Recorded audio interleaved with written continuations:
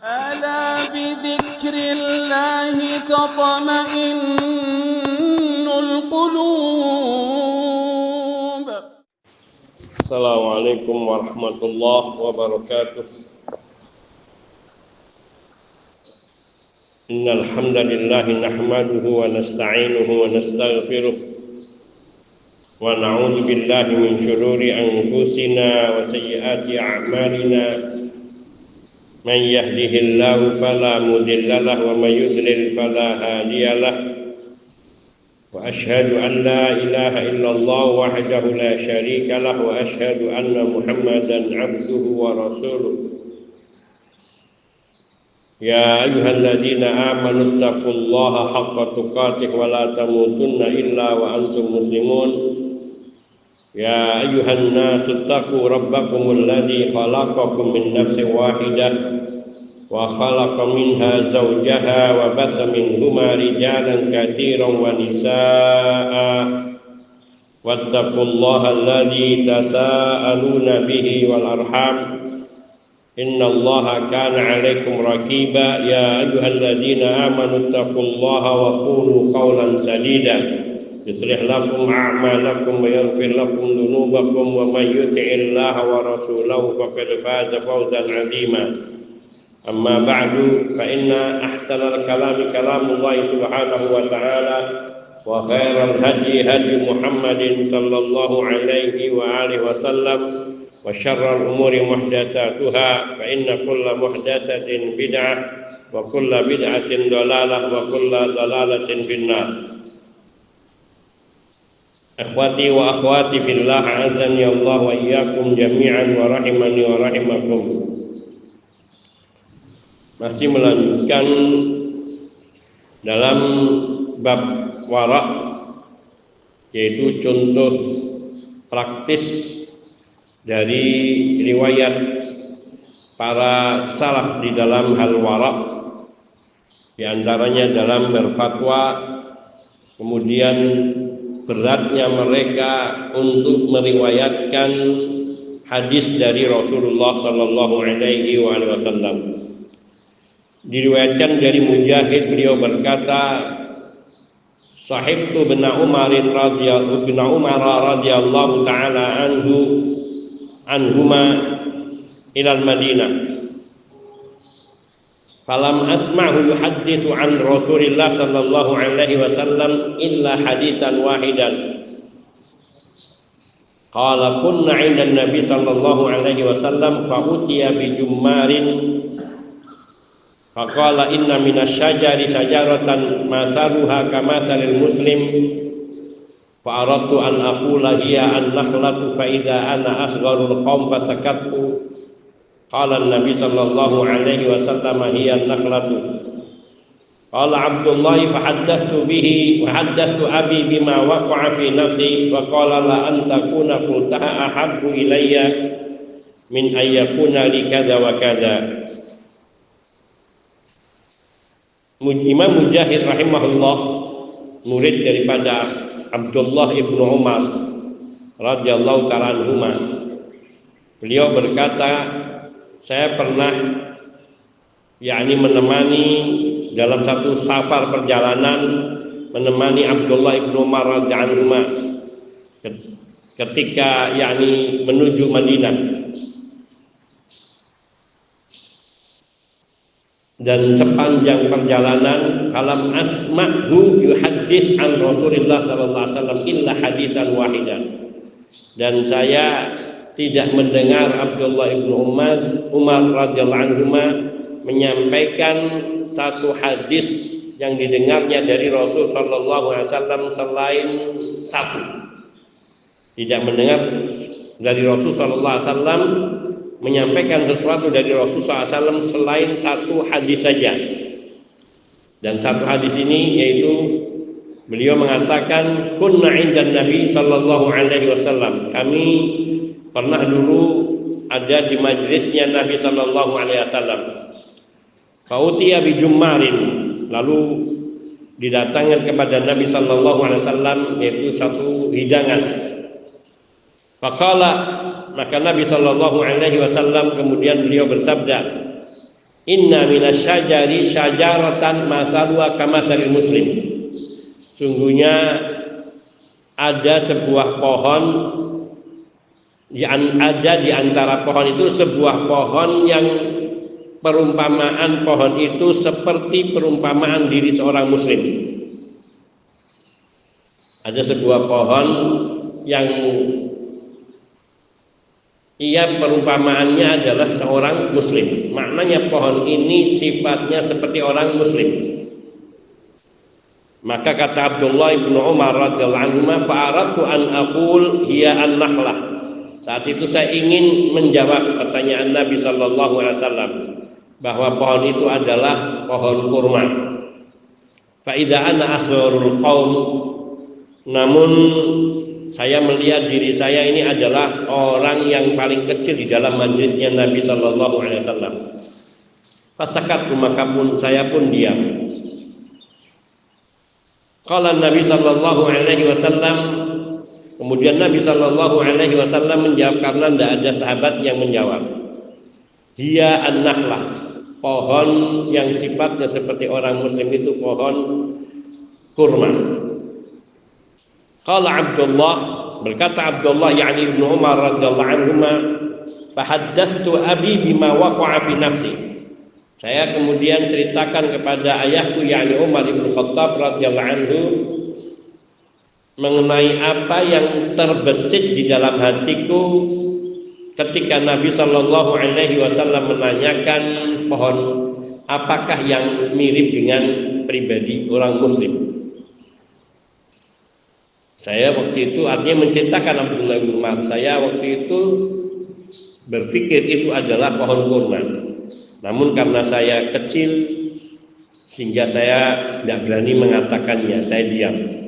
Maka Umar bin Khattab radhiyallahu anhu mengatakan kepada putranya, la antakuna qultaha ahabbu ilayya min ayyakuna li kadza wa kadza. Seandainya engkau mengatakan itu lebih aku sukai daripada aku mendapatkan ini dan itu. Maknanya kalau Nabi sallallahu alaihi wasallam yang menanyakan dan seseorang yakin akan jawabannya, maka hendaknya ia menjawab. Seolah-olah kalau seandainya engkau menjawab itu lebih aku sukai. Ini karena merespon daripada apa yang ditanyakan oleh Rasulullah sallallahu alaihi wasallam. Tapi yang dimaksudkan dalam bab ini yaitu perjalanan ke kota Madinah yang sangat panjang, yang menempuh waktu berhari-hari. Abdullah ibnu Umar radhiyallahu taala anhuma, beliau tidak gampang meriwayatkan hadis dari Rasul sallallahu alaihi wasallam selain hadis yang ringan, yang sesungguhnya ringan di dalam ucapan dan isi kandungannya, yaitu yang Nabi sallallahu alaihi wasallam ingin menyebutkan tentang keutamaan seorang muslim itu pribadinya, hakikatnya seperti sifat daripada pohon kurma. Pohon kurma, yakni yang seluruh bagiannya memiliki manfaat. Orang muslim itu seluruh hidupnya bermanfaat bagi dirinya maupun bagi orang lain. Demikian pula dengan pohon kurma.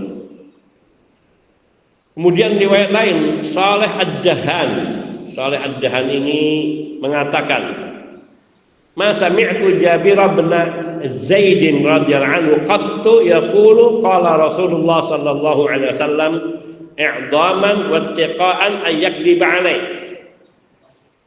Kata Saleh Ad-Dahan, ini murid daripada seorang sahabat Nabi yaitu Jabir bin Zaid. Beliau mengatakan, saya tidak pernah mendengarkan Jabir bin Zaid radhiyallahu anhu sekalipun beliau mengatakan Rasulullah sallallahu alaihi wasallam bersabda i'daman, yaitu karena beliau ingin mengagungkan Rasul sallallahu alaihi wasallam, wa ittiqaan, dan beliau berhati-hati berjaga-jaga ayyak alaihi, takut kalau beliau berdusta atas nama Nabi sallallahu alaihi wasallam. Yaitu maksudnya berdusta seperti yang kita katakan kemarin, yaitu ketika seseorang menyampaikan dari Rasulullah Sallallahu Alaihi Wasallam suatu hadis yang lafadznya tidak seperti yang disampaikan Nabi. Itu takutnya. Meskipun maknanya seperti yang disampaikan Nabi, maka di sini beliau tidak berani mensandarkan, menisbatkan satu perkataan dari Rasul Sallallahu Alaihi Wasallam secara langsung, sehingga yang disampaikan adalah secara makna. Secara makna yaitu kandungan arti, kandungan apa yang disampaikan oleh Nabi Sallallahu Alaihi Wasallam itu yang diajarkan. Ini sebagian sahabat seperti itu karena takut kalau yang disampaikan ada yakni ucapan yang lafadznya tidak sama dengan apa yang dilafalkan oleh Nabi Sallallahu Alaihi Wasallam. Karena hakikat meriwayatkan dari Rasulullah Sallallahu Alaihi Wasallam adalah menukil dan menyampaikan ulang apa yang pernah diucapkan oleh Nabi Sallallahu Alaihi Wasallam. Sehingga bila ada satu lafaz yang berbeda dengan yang disampaikan, maka beliau khawatir kalau itu telah berdusta atas nama Rasulullah Sallallahu Alaihi Wasallam. Dan ini menunjukkan sifat kehati-hatian yang sangat tinggi pada diri para sahabat radhiyallahu taala anhum jami'an di dalam menyampaikan sesuatu dari Nabi Sallallahu Alaihi Wasallam. Sebagaimana telah kita sebutkan, Anas bin Malik radhiyallahu taala anhu sendiri, beliau yang termasuk orang yang banyak meriwayatkan hadis, dikatakan yakni qalilul hadisi an Rasulillah SAW, sangat sedikit riwayatnya dari Rasul sallallahu alaihi wasallam yang beliau ucapkan dengan perkataan qala Rasulullah atau sami'tu Rasulullah sallallahu alaihi wasallam yaqul. Ketika beliau menyampaikan, mesti beliau iringi dengan perkataan au kama qala Rasulullah sallallahu alaihi wasallam. Atau yang saya sampaikan ini kurang lebihnya seperti yang disampaikan Nabi sallallahu alaihi wasallam, yaitu berjaga-jaga, berhati-hati untuk tidak menyampaikan yakni yang tidak serupa dengan apa yang disampaikan oleh Nabi secara pelafalan. Beberapa riwayat ini berkaitan dengan waraknya para salaf dan para ulama di dalam ilmu dan di dalam berfatwa, termasuk di dalam menafsirkan Al-Quran, di dalam menyampaikan satu riwayat hadis dari Rasulullah SAW. Maka kullama qawiya dinul abdi wazdada ilmuh kana akraba ila qawli la adri. Semakin kuat agama seseorang hamba, maka akan semakin bertambah ilmunya, maka semakin dekat atau semakin banyak dari perkataannya yang menyebutkan la adri, saya tidak tahu. Fa idza qalla al-ilmu qalla basarul abdi wa dhanna annahu qad ahata bi katsirin minal ilmi. Sebaliknya, apabila seseorang hamba itu ilmunya sedikit, biasanya dan juga qalla basarul abdi, dan kecil pula tajamnya pandangan dirinya terhadap suatu ilmu, maka ia akan mengira bahwa dirinya telah memiliki ilmu yang luas, ilmu yang banyak. Ini fa idza zada basaruhu, apabila semakin tambah pandangan hatinya, ta'addadat ladaihi al-ihtimalat inda tafsiril ayah, maka dia akan melihat betapa banyaknya kemungkinan makna di dalam menafsirkan ayat. Satu ayat itu kalau semakin dalam seseorang membaca dan mengamati serta mendalami, menghayati, maka dia akan semakin banyak melihat kemungkinan ayat ini, kandungan maknanya. Sehingga tidak hanya berbicara tentang satu perkara dengan ayat itu, bahkan bisa meliputi banyak perkara. Au indal kalam fil ahkam, demikian juga ketika dia berbicara tentang hukum, lianna dzalika yatanaza'uhu fi nadhari majmu'atun minal qawaid wal adillah allati yas'ubu ma'ahat tarjih. Karena berbicara tentang hukum ini yakni harus melihat kepada sekumpulan kaidah-kaidah dan dalil-dalil yang sangat sulit dan tidak mudah untuk mentarjih mana yang paling kuat.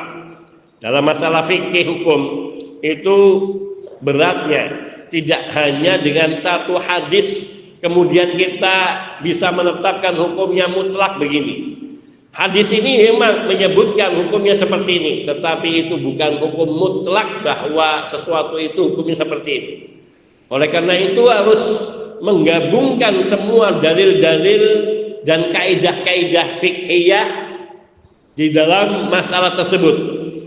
Apabila hadisnya atau ayat-ayat suci yang dijadikan dalil itu dikumpulkan dan dipelajari, ditelusuri, maka satu masalah itu bisa menyampai kepada banyak perkara. Satu masalah saja, satu dalil saja bisa sampai kepada beberapa perkara ataupun perselisihan dan perbedaan yang terjadi di kalangan ulama. Ada juga dalil-dalil yang secara zahir seolah-olah saling bertabrakan, bertentangan. Maka di sini tidak dengan mudah kita mendhaifkan salah satu dari keduanya atau menolak yang satu dari yang lainnya, tetapi harus dipelajari dulu apakah pertama kemudian apakah hadisnya sahih semuanya. Kalau ada yang dhaif maka yang dipegangi yang sahih. Kalau ada semua sahih maka harus dilihat. Kalau perselisihannya bertentangan tidak bisa disatukan, tidak bisa dipadukan, maka harus dilihat mana yang lebih dulu disebutkan dan mana yang belakangan. Karena kemungkinan akan terjadinya nasikh dan mansuh, yaitu adanya hukum yang dimansuh dengan dalil yang datang belakangan. Seperti misalnya halalnya khamr sebelum turunnya yakni ayat yang mengharamkan khamr. Maka dulu di ayat Al-Quran ada membolehkan seseorang minum khamr, di ayat yang lainnya mengharamkan ayat yang mengharamkan minuman khamr.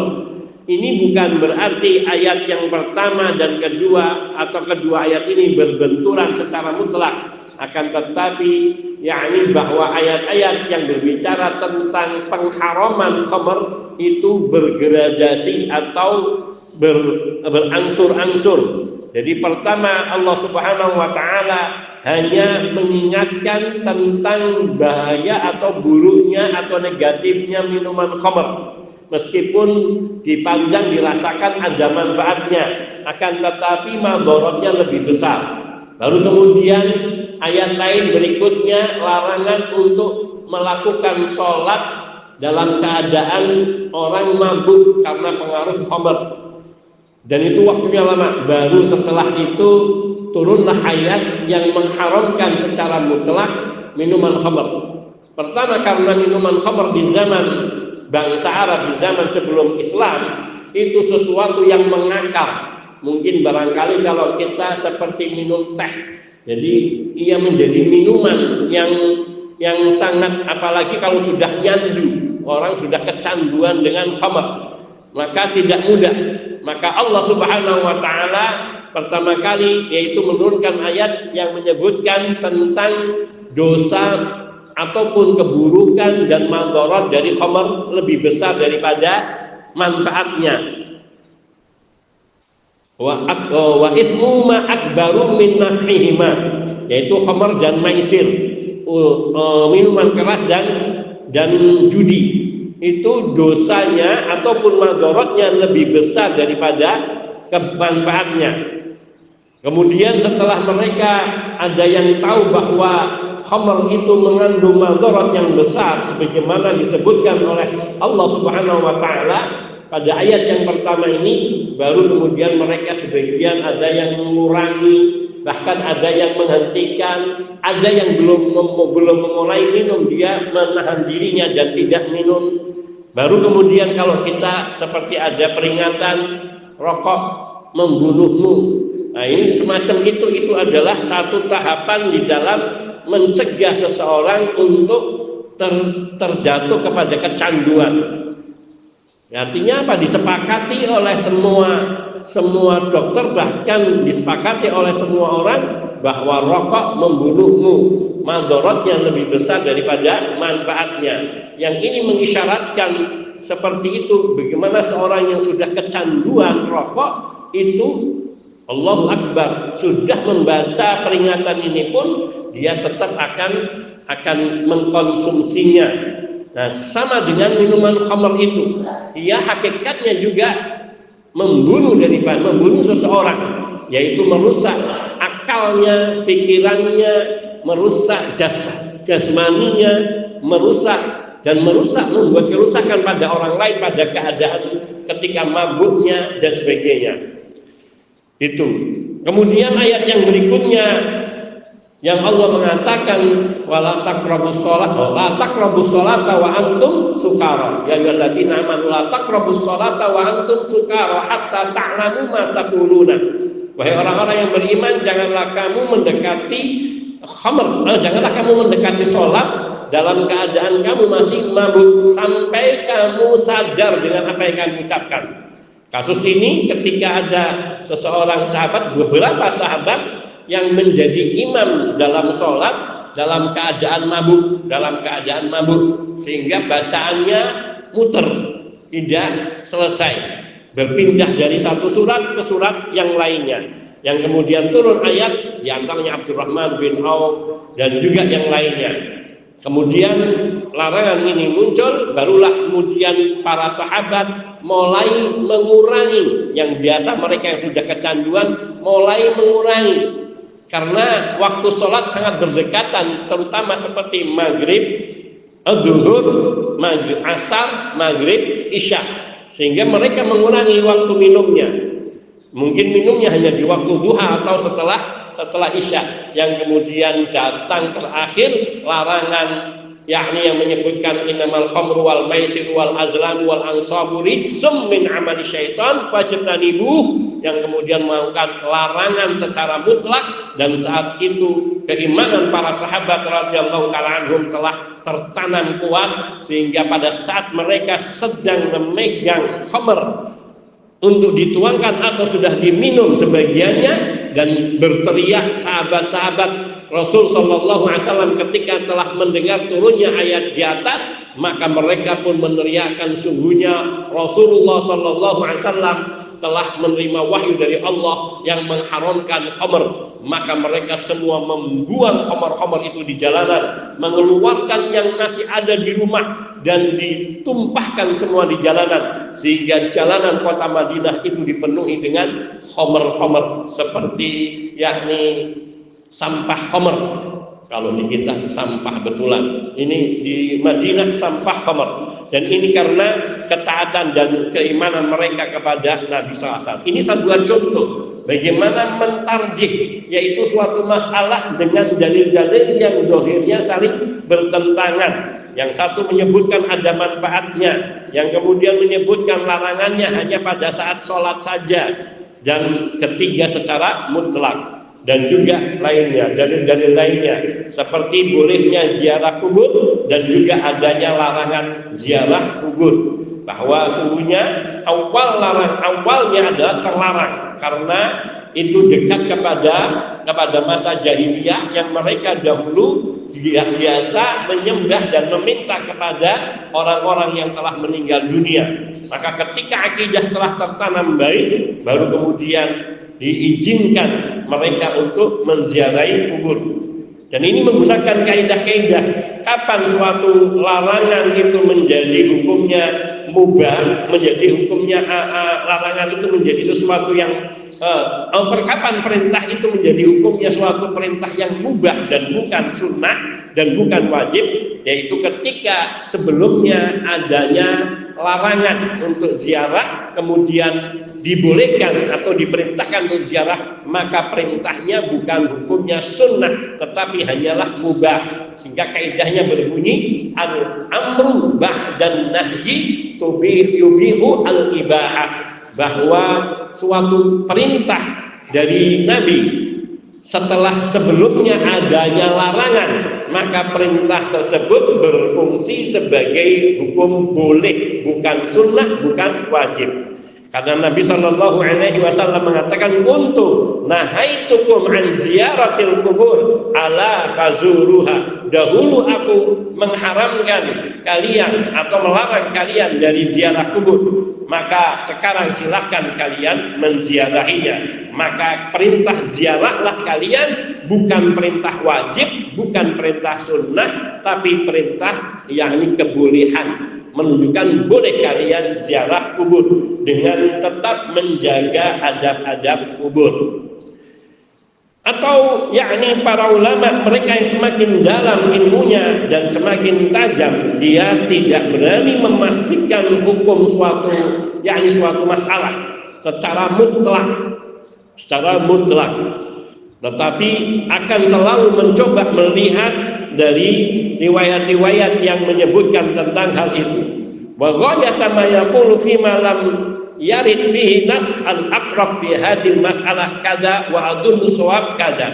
Sekecil-kecilnya yakni dari yang diucapkan oleh para salaf ketika mereka menyatakan sesuatu hukum yang tidak tersebut dalilnya secara qat'i, yakni enggak ada dalil qat'i secara mutlak, maka ia akan mengatakan al-aqrab fi hadhil masalah, yang paling dekat hukumnya dalam masalah ini adalah haram atau makruh atau haram, yakni dari perbedaan-perbedaan yang ada, yang paling dekatnya adalah ini dan itu. Mereka tidak berani mengatakan ini mutlak haram, ini mutlak mubah, tidak. Tetapi mereka akan mengatakan yakni yang lebih dekat kepada kebenaran adalah begini dan begitu.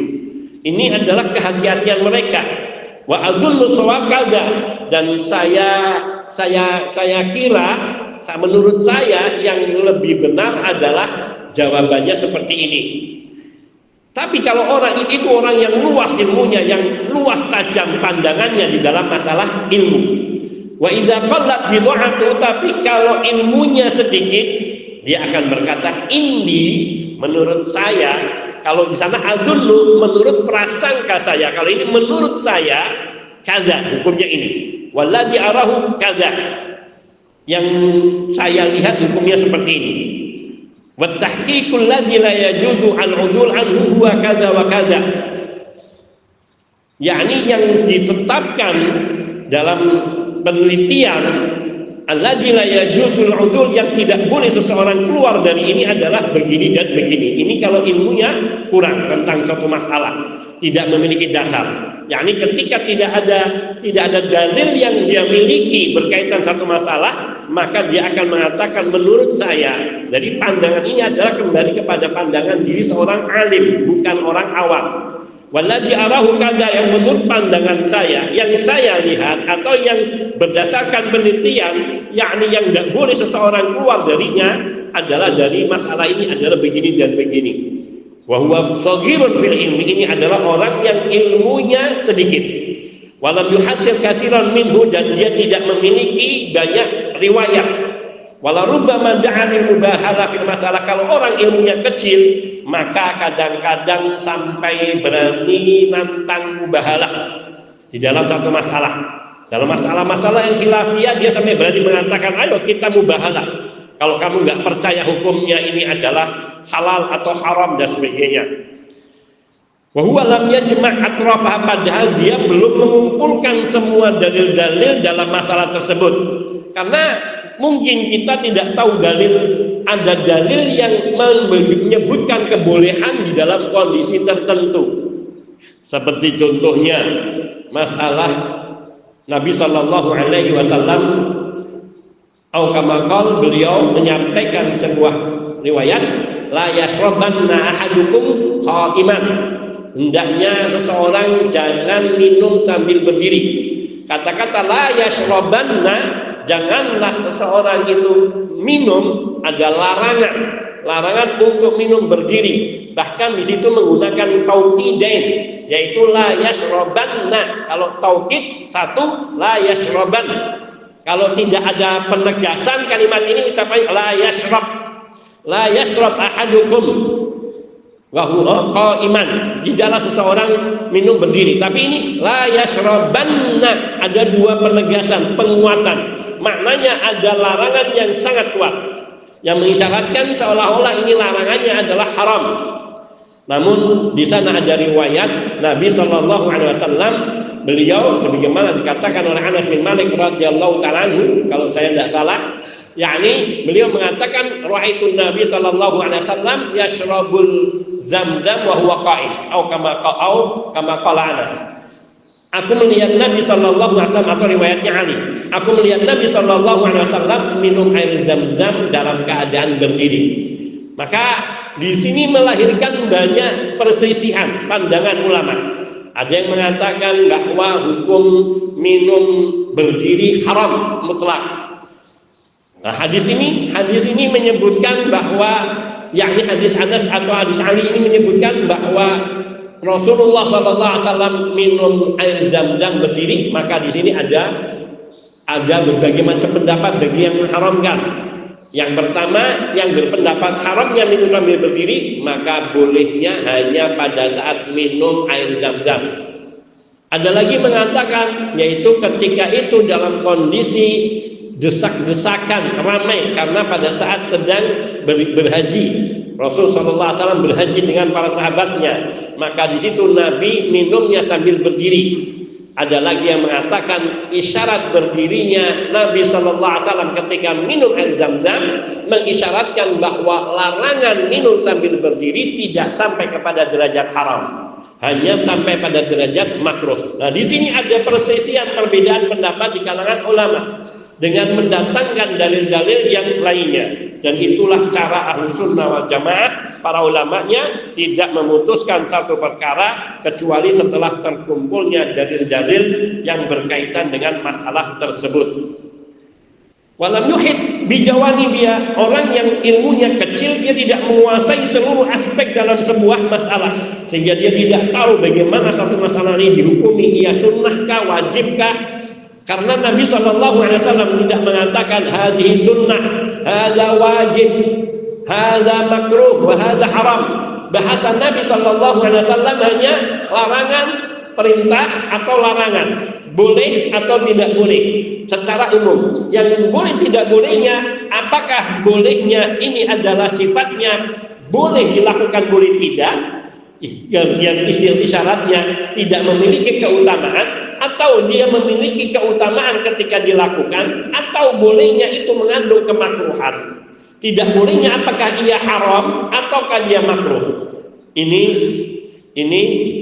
semua harus berdasarkan kepada dalil-dalil dan penguasaan seorang ulama terhadap seluruh aspek ilmu yang berkaitan dengan hukum.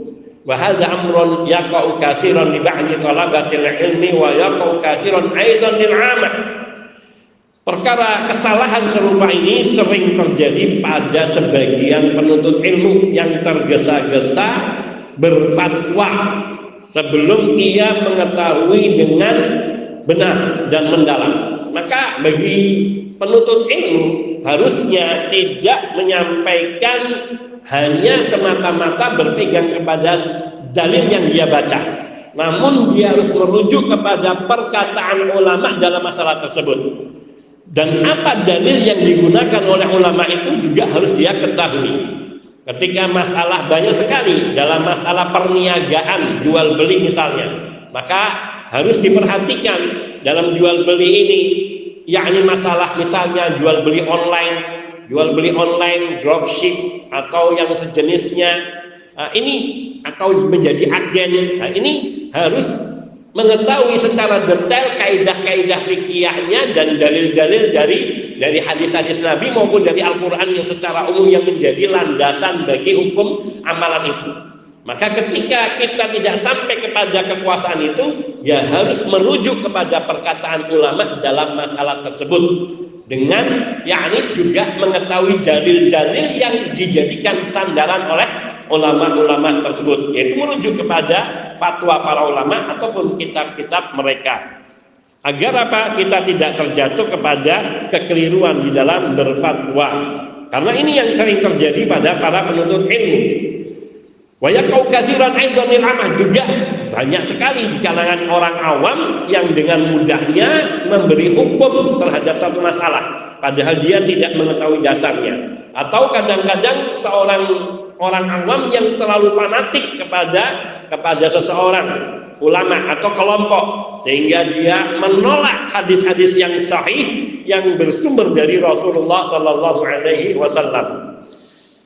Wal wajib ala man yufti, yang menjadi wajib bagi seorang yang ia berfatwa ayyatarayyah, yang hendaknya tidak tergesa-gesa, ia hendaknya berhati-hati, tidak tergesa-gesa. Li'annahu muwaqqi'un 'anillah azza wa jalla, karena hakikatnya orang yang memberi fatwa dia berbicara atas nama Allah azza wa jalla. Ketika dia mengatakan ini halal, haruslah benar-benar bersandar kepada apa yang Allah firmankan atau yang berasal dari Allah Subhanahu wa taala, yaitu wahyu, baik langsung dari Quran maupun yang melalui Nabi sallallahu alaihi wasallam. Oleh karena itu Ibnu Qayyim rahimahullahu taala, beliau memiliki sebuah kitab yang beliau beri judul dengan judulnya, kitab ini masyhur, yaitu I'lamul Muwaqqi'in an Rabbil Alamin, yaitu memberitahukan tentang orang-orang yang berbicara atas nama Tuhan pencipta, pengatur, penguasa alam semesta. Yakni dalam kitab ini beliau berbicara tentang perkataan para ulama dan dalam mereka berfatwa, terutama diantaranya adalah para a'immah, bahkan dari kalangan para sahabat sampai kepada perkataan Imam Abu Hanifah, Imam Malik, Imam Asy-Syafi'i, Imam Ahmad, Imam Sufyan Ats-Tsauri dan yang lainnya, yang perkataan mereka semuanya selalu bersandar kepada dalil dari Quran maupun Sunnah Nabi Sallallahu Alaihi Wasallam. Di situ kita akan temukan perkataan Imam Syafi'i rahimahullah taala yang sering kita dengar, yaitu diantaranya apabila ada hadis yang sahih maka itulah madhabku, itulah pendapatku. Idza shahhal hadis fahuwa madhabi. Ini juga perkataan Imam Abu Hanifah dan juga perkataan Imam Ahmad rahimahullah taala, yang sumbernya adalah riwayatnya ini berasal dari perkataan Abdullah ibnu Abbas radhiyallahu taala anhuma, sebagaimana dinukil oleh Ibnu Muflih. Ini di dalam kitab I'lamul Muwaqqi'in banyak sekali perkataan para imam, termasuk perkataan kalau kamu mendapatkan perkataanku bertentangan dengan hadis Rasul sallallahu alaihi wasallam, tinggalkan perkataanku dan pegangi hadis Nabi sallallahu alaihi wasallam. Dan ini ditujukan kepada semua umat agar tidak mereka berfanatik kepada seseorang pun dari perkataan imam, setinggi apapun dan sedekat apapun dirinya dengan imam itu, dan sampai terpengaruh, akan tetapi tetap bahwa kecintaan seseorang kepada ulama tidak boleh mengalahkan kecintaannya kepada kebenaran yang bersumber dari Allah dan Rasulnya sallallahu alaihi wasallam. Beliau menyebutkan nama kitab I'lamul Muwaqqi'in, kalau nggak salah ada 2 jilid tapi 4 juz atau 6 juz dari 3 jilid. Fahadzal ladzi yuftin nas ka'annahu yaqulu hadza hukmullah. Orang yang memberi fatwa hakikatnya seolah-olah dia ketika berfatwa mengatakan inilah hukum Allah. Wa ana uwaqqi'anhu, dan saya menandatangani dari fatwa ini bahwa ini, atau saya mengatasnamakan dari Allah Azza wa Jalla apa yang saya sampaikan. Itu seolah-olah pada diri setiap orang yang berfatwa. Waman yastati'u dzalika, siapa yang bisa memastikan bahwa yang dia katakan itu adalah hukum Allah ketika memang tidak ada dalil yang tegas yang jelas menyebutkan tentang masalah itu. Wa katsirun minal 'amma idza turihatil mas'alah 'ala ahadin min ahli ilmi fi majlisin ibtadaruhu bil jawab wa lam yus'alu anha. Banyak dari orang-orang awam apabila ada satu masalah yang dikemukakan oleh seorang dari ulama di satu majelis, maka spontan dia langsung menjawab, padahal belum ditanya. Walam yus'alu anha, belum ditanya dia sudah melontarkan. Walau rubbama afta ba'duhum ba'dan fi katsir min al-asya' fi ghairi basarin wala ruju'in ila ahli ilmi. Bahkan tidak jarang atau ada sebagian orang-orang awam yang gampang berfatwa kepada orang lain dalam masalah-masalah yang ia tidak memiliki ilmu dan tidak pula merujuk kepada perkataan para ulama. Artinya tidak mengatakan ini adalah perkataan ulama fulan bin fulan, ulama fulan, syekh fulan dan sebagainya. Walau aqalu anillah, kalau mereka memahami tentang kedudukan orang yang berfatwa itu adalah menyampaikan dari Allah Azza wa Jalla, wa arafu ma yuqdimunahu ma yuqdimuna alaih, dan ia tahu apa yang dia sampaikan ini adalah sesuatu yang memiliki konsekuensi yang besar. Wa arafu halas salaf radhiyallahu taala anhum fi hadhil abwab, dan kalaulah orang itu benar-benar tahu keadaan para salaf radhiyallahu taala dalam berfatwa masalah ini, lama jatara'u hadhil jur'ah, mereka enggak akan seberani itu di dalam berfatwa. Fa'aksir min qaulika la adri tulqit tabi'ata an kahilika wa takun fi salamatin wa afiyatin fi dinika. Maka nasihat dari penulis di sini, banyak-banyaklah kalau ditanya untuk menjawab la adri, saya enggak tahu. Tulqit tabi'an kahilik, karena engkau akan melepaskan beban yang ada di pundakmu. Wa takun fi salamatin wa afiyatin fi dinika, dan engkau akan selamat dan terbebaskan dari bencana di dalam beragamamu. Terakhir, wallahu azza wa jalla qad qarana bainal qawli alaihi bila ilmin wal isyrak bihi.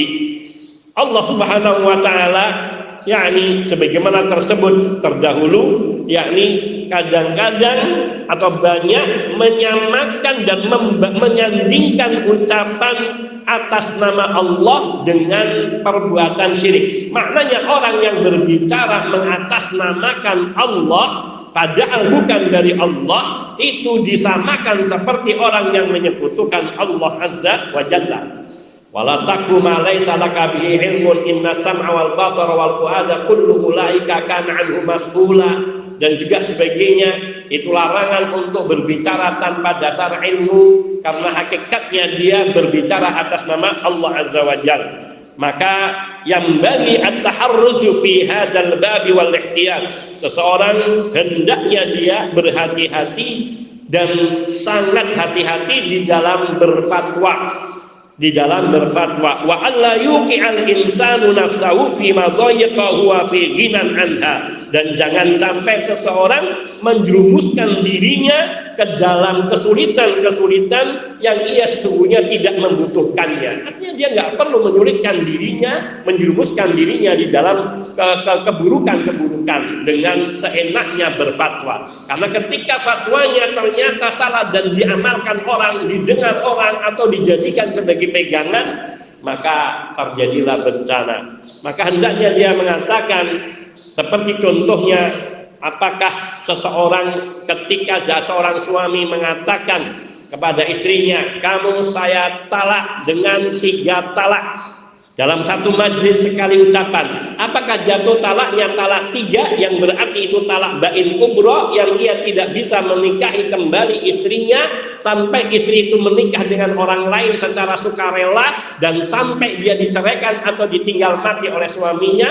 baru kemudian sang suami pertama bisa melamarnya lagi untuk menikahinya kalau si istri mau. Ini hukumnya banyak. Mayoritas ulama menganggap perkataan kamu saya talak dengan 3, jatuh talaknya 3, dan dia tidak bisa rujuk lagi dengan istrinya. Hanya Ibnu Taimiyah rahimahullah ta'ala yang mengatakan, seseorang mengatakan jatuh talaknya, saya talak kamu 3, hanya jatuh dengan 1 talak. Dan banyak sekali, rumit sekali perkataan ulama dalam masalah yang demikian ini. Maka janganlah seseorang ia gampang berfatwa dalam hal-hal serupa ini. Kembalikan kepada ahlul ilmi, biarkan mereka yang memberikan jawaban. Hadza wallahu ta'ala a'lam wa ahkam, wa sallallahu wa sallam ala nabiyyina Muhammadin wa alihi wa sahbihi ajma'in walhamdulillahi rabbil alamin. Assalamualaikum warahmatullahi wabarakatuh.